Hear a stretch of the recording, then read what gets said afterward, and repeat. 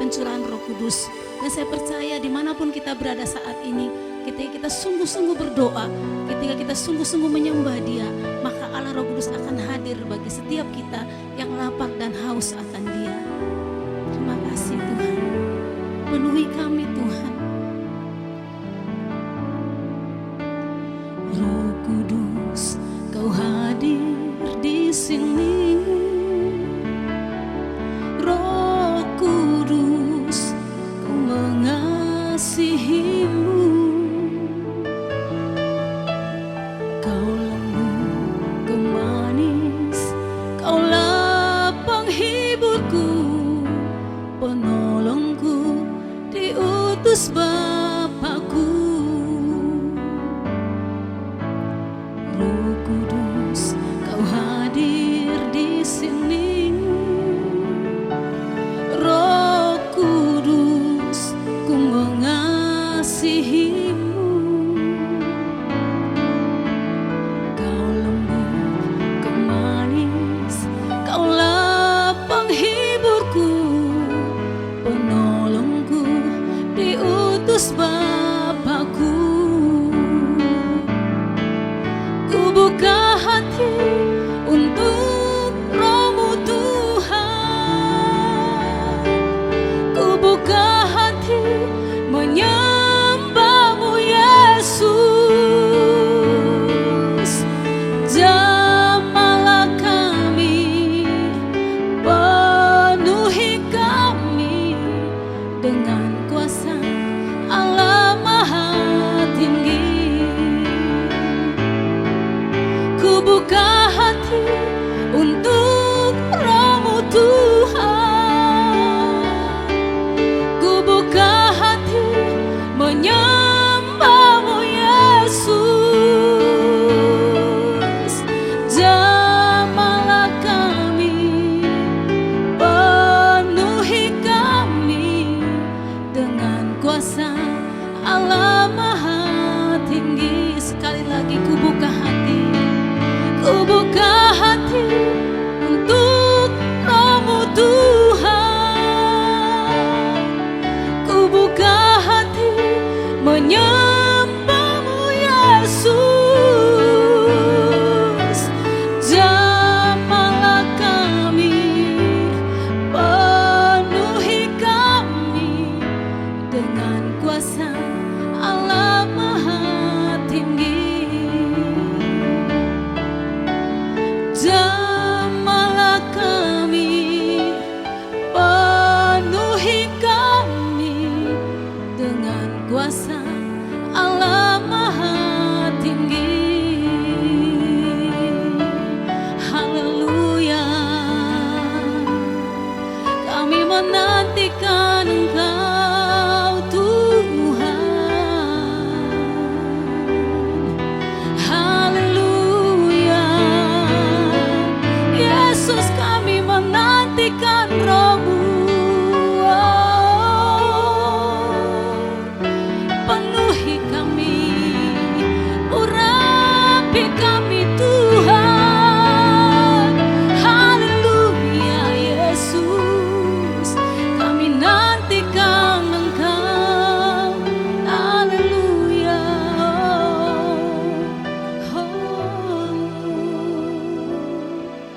Ku buka hati untuk Roh-Mu Tuhan. Ku buka hati menyembah-Mu Yesus. Jamahlah kami, penuhi kami dengan kuasa Allah Maha Tinggi. Kami percaya Engkau memenuhi kami. Setiap kami yang lapar dan haus akan Engkau, akan Engkau puaskan kami. Terima kasih Bapa. Dalam nama Yesus kami mengucap syukur. Haleluya. Amin.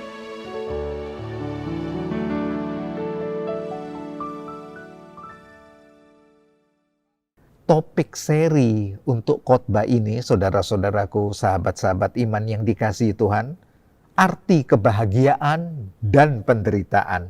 Arti kebahagiaan dan penderitaan. Ayat yang menjadi tumpuan kita khotbah Yesus di bukit Matius pasal 5. Bermula dengan ayat yang ketiga, berbahagialah orang yang miskin di hadapan Allah, karena mereka yang pemilik kerajaan sorga. Saudara-saudaraku, bicara arti kebahagiaan dan arti penderitaan, konsep umum, kebahagiaan dan penderitaan itu adalah dua kutub yang berbeda, bertolak belakang dan tidak mungkin bertemu. Itu konsep umum, saudara. Bagaimana dengan konsep Injil keselamatan? Bagaimana dengan konsep Alkitab, Bible? Berbicara kebahagiaan dan penderitaan, ternyata konsep Bible bisa berkata dengan dalam perspektif Allah, dengan transparan, itu bisa berjalan bersama-sama menjadi jejak-jejak kesaksian iman, penyertaan Tuhan yang ajaib. Jadi kebahagiaan dan penderitaan itu bisa bersahabat, berjalan bersama dalam langkah-langkah yang harmonis, meninggalkan jejak kesaksian, penyertaan Tuhan yang ajaib. Falsafah umum mengenai kebahagiaan. Pandangan dasar secara umum bicara kebahagiaan, orang akan berkata begini, kamu happy ya? Ya, karena semuanya serba oke kamu ini, katanya begitu. Finance oke, bicara materi kekayaan, oke dah. Bicara jabatan kedudukan, ya. Panjang, aku punya prospek ke depan. Bicara kehormatan harga diri, oke. Sampai hobi. Hobi berbicara mengenai flora, fauna, dari bunga-bunga, mencintai alam, mencintai unggas, sampai hobi yang punya kelas begitu. Bermain golf, tenis, sampai juga ke wisata, baik itu domestik maupun wisata internasional, ditambah juga wisata kuliner. Serba oke. Falsafah umum akan berkata, ini kebahagiaan. Falsafah umum berbicara penderitaan. Kebalikannya, saudara. Tuhan berat ini Tuhan. Minus semuanya. Minus finance, janganlah bicara kejauhan kekayaan. Bicara kecukupan hidup aja minus. Jabatan kedudukan minus. Kehormatan harga diri betul-betul ada di posisi yang rendah. Sudah jangan bicara hobi. Hidup bisa makan hari ini 3 kali. Itu sudah sungguh bagus, katanya begitu. Dan jangan bicara wisata kepada kami. Terlalu jauh buat kami. Itu falsafah umum berbicara mengenai penderitaan minus segala-galanya. Apalagi falsafah umum untuk gaya hidup zaman now. 5CS. Country club, kondominium, credit card, carrier, dan car. Mobil yang serba mewah bahkan berkoleksi di dalamnya. Itu falsafah gaya hidup zaman now. Yang serba oke punya. Mari kita melihat waktu Alkitab berkata, berbahagialah kamu yang miskin di hadapan Allah. Konsep kebahagiaan apa yang Alkitab katakan? Ternyata itu kebahagiaan hidupmu yang selalu bersama Allah. Berjalan bersama Allah. Kerajaan sorga, kerajaan Allah ada di dalammu. Roma pasal 14 ayat 17. Itu kebahagiaan yang gak bisa dicuri. Kebahagiaan yang tidak ditentukan oleh situasi kondisi. Karena senantiasa bersama Allah. Ada sukacita Injil keselamatan Kristus di dalam hidupmu. Ada kebenaran yang memerdekakan hidupmu dari tekanan kehidupan. Yang selalu dibuat, Tuhan senantiasa ada jalan. Senantiasa ada solusi-solusi kebenaran yang membuat arti hidup semakin berkualitas. Freedom. Inilah kemerdekaan dari tekanan hidup yang sebenarnya. Situasi apapun keadaannya. ditambah lagi damai sorga yang memelihara hatimu dan pikiranmu. Itu yang dikatakan Alkitab konsep kebahagiaan. Raja Daud dalam Mazmur pasal 1 ayat 1 sampai yang ke-6 berbicara konsep ini. Kebahagiaan hidupmu bersama Allah, Anda seperti pohon yang ditanam di tepi aliran air. Tidak berhenti menghasilkan buah, tidak khawatir datangnya tahun-tahun kering. Tetap kuat, kokoh, tegar segala musim kehidupan. Oh, dahsyat. Itu keindahan hidup bersama Tuhan. Karena itu, berbicara mengenai khotbah di bukit, khotbah kebahagiaan itu, Matius pasal 5 dimulai ayat yang ketiga, mari kita teliti bersama. Ternyata bahagia dan penderitaan itu bisa berjalan bersama mengukir jejak-jejak iman yang berarti, berkualitas. Baik bagi diri kita, baik menjadi kesaksian buat anak-anak kita atau komunitas kita. Berbahagialah orang yang miskin di hadapan Allah. Miskin di hadapan Allah. Karena merekalah yang empunya kerajaan sorga.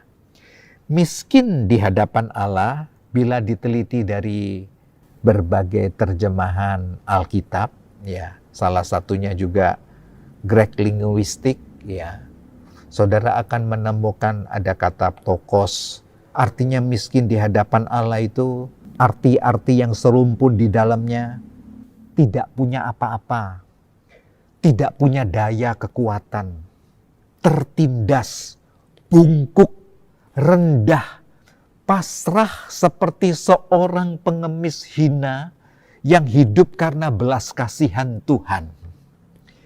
Jadi, kalau itu diterjemahkan dalam terjemahan sederhana, bebas begitu ya, dalam tanda petik, saya ulaskan demikian. Berbahagialah orang yang tidak punya apa-apa, tidak punya daya kekuatan di hadapan Allah. Orang yang tertindas, bungkuk, rendah, pasrah seperti seorang pengemis hina karena hanya hidup belas kasihan Tuhan aku hidup. Merekalah yang empunya kerajaan sorga. Disebutkan berbahagia itu di sini karena memang kehidupan kebahagiaannya hanya bersandar totalitas kepada Tuhan saja yang menjadi sumbernya. Kebahagiaan yang tidak bersandar pada keterbatasan finance, kebahagiaan yang tidak bersandar kepada keterbatasan durasi jabatan kita, harga diri kita, namun hidup bersandar penuh pada tangan Tuhan. Karena Tuhan, aku ada hari ini. Karena Tuhan, anugerah kekuatan Tuhan, aku kuat dan tegar menghadapi segala tantangan hidup hari ini. Semua itu karena anugerah Tuhan di dalam aku dan Kristus yang menjadi sumber segalanya bagiku. Itulah kata sungguh, makarios, berbahagia orang yang miskin di hadapan Allah, tanpa daya, tanpa kekuatan apapun yang bisa dibanggakan, hanya karena anugerah Tuhan dia hidup, hanya karena karya Allah, karena potensi Allah, dan karunia-karunia-Nya yang melengkapi kita hidup. Yang kedua, berbahagialah orang yang berduka cita, karena mereka akan dihiburkan. Matius pasal 5 ayat yang keempat. Duka cita menurut kehendak Allah. Menurut terjemahan Greek linguistik dan terjemahan-terjemahan lainnya, dapat disimpulkan terminologinya demikian. Duka cita menurut kehendak Allah itu hati yang hancur dalam pertobatan. 2 Korintus pasal 7 ayat yang ke-10. Jadi berbahagialah orang yang hati hancur karena pertobatan, karena dosa, karena melihat hal-hal yang rusak di lingkungannya.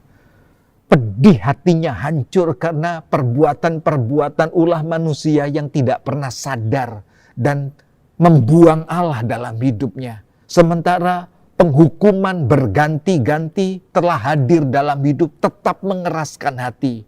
Maka orang ini hancur hatinya di hadapan Allah. Dan Alkitab katakan, Orang seperti ini berbahagia dan akan dihibur oleh Tuhan. Jadi duka cita menurut kehendak Allah adalah hati yang hancur karena pertobatan yang dalam. Yang kedua, duka cita karena melihat kebobrokan dunia ini, disfungsional keluarga, pemberontakan anak terhadap orang tua. Aduh, di mana-mana kita lihat ya saudara, sombong, liberalis membuang Tuhan dengan menantang berkata tidak ada Tuhan. Kecanduan seksual sampai pemujaan setan-setan. 2 Timotius pasal 3 ayat 1 sampai 4. Nah, dikatakan orang yang berduka cita karena kehendak Allah itu ikut melihat seperti mata Tuhan melihat dunia ini. Seperti Yesus menangisi Yerusalem. Yerusalem, Yerusalem, aku seperti induk ayam yang mau mengumpulkan anak-anaknya dalam kepakku. Tapi engkau menolaknya. Diutusnya nabi-nabi, bahkan engkau menolaknya, engkau menganiayanya. Diutusnya firman yang menjadi daging dan engkau pun menolak dan membuangnya. Menangislah Yesus untuk Yerusalem, maka menangislah Yesus. Ya. Itulah duka cita menurut kehendak Allah. Dan duka cita menurut kehendak Allah dalam arti pertobatan yang dalam, itu sebenarnya integritas pertobatan sejati. Di dalamnya ada pertobatan pribadi dan bersyafaat bagi komunitas saudara sampai lingkungan yang lebih luas, bahkan bagi kotamu. Karena itu dikatakan berdoalah untuk kesejahteraan kota di mana engkau ditempatkan. Karena kesejahteraan kotamu juga kesejahteraan hidupmu. Saudara berbicara pertobatan yang dalam. Pertobatan tanpa pengampunan dari salib Kristus adalah penyesalan yang hambar. Sekali lagi, pertobatan tanpa pengampunan dari salib Kristus adalah penyesalan yang hambar. Bukan integritas pertobatan sejati. Tanpa pertobatan dan pengampunan salib Kristus, tidak ada tangga menuju ke sorga. Jalan menuju ke Roma memang banyak, tapi jalan menuju sorga hanya satu. Akulah jalan, kata Yesus. Akulah kebenaran dan aku hidup. Kerajaan sorga ada di dalam pribadinya. Hanya satu. Namun berbicara pertobatan sejati dan pengampunan dari salib, itu yang dahsyat. Itu akan menghapus kutuk dosa masa lalu dan membuka gerbang sukacita sorga hari ini untuk hidup saudara. Jadi betapa dahsyatnya khotbah Yesus di bukit ini. Berbahagialah orang yang punya pertobatan yang begitu dalam, baik bagi pribadinya, bagi komunitasnya. Dia punya hati yang hancur, berdoa syafaat, mengadakan grafirat pendamaian, supaya salib Kristus, pengorbanan dan kuasa kasih Kristus hadir dan mengalir atas komunitas, bahkan atas kota. Yang ketiga, Matius pasal 5 ayat yang kelima. Ternyata ini resep-resep kebahagiaan dan kita bisa temukan kebahagiaan bisa berjalan bersama penderitaan.